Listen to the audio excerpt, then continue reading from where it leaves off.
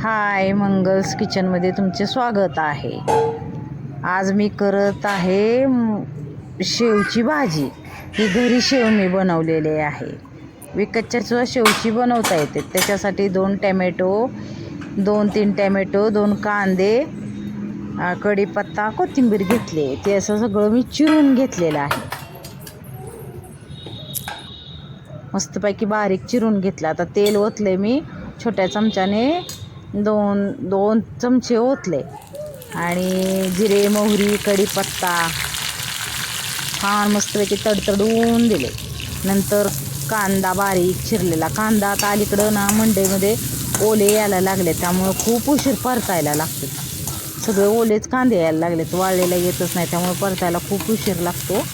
त्यामुळे परतला छानपैकी आणि नंतर मग टॅमॅटो टाकलं।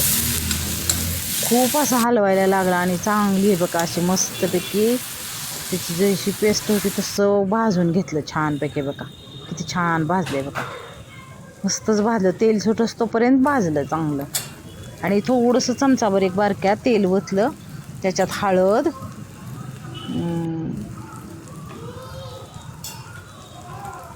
हिंग,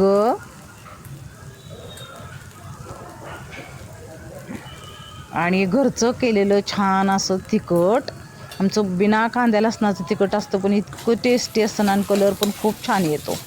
असं मस्तपैकी 2 चमचे तिखट टाकलं आणि थोडीशी कोथिंबीर टाकली। किती छान झाले बघा, खूपच मस्त झाले। मग गरम केलेलं पाणी मी आता ते केलेलं सगळं भाजून घेतलं आहे ना, कांदा, टॅमॅटो, कोथिंबीर ते सगळं त्याच्यामध्ये गरम केलेलं मी पाणी ओतलं भाजी करण्यासाठी। तुम्हाला आवडत असेल तर अजून भरपूर पाणी होता, गरम करूनच होता, चांगलं उकळून दिलं मी। मला थोडी सुक्कीच करायची, त्यामुळे मी सुक्की केली थोडीशी। तुम्हाला जर अजून जरी पातळ करायची असेल तर थोडं गरम पाणी ओतायचं जास्त। ही घरी शेव करून मी केलेली भाजी, विकतची सुद्धा शेवची खूप छान होती।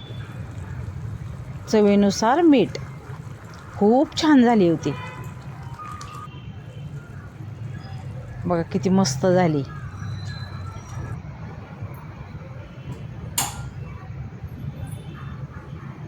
अशी मस्तपैकी शेवची भाजी तुम्हाला कशी वाटली?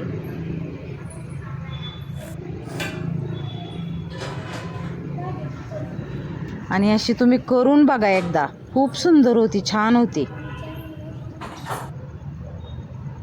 लाईक, शेअर, सबस्क्राईब करा।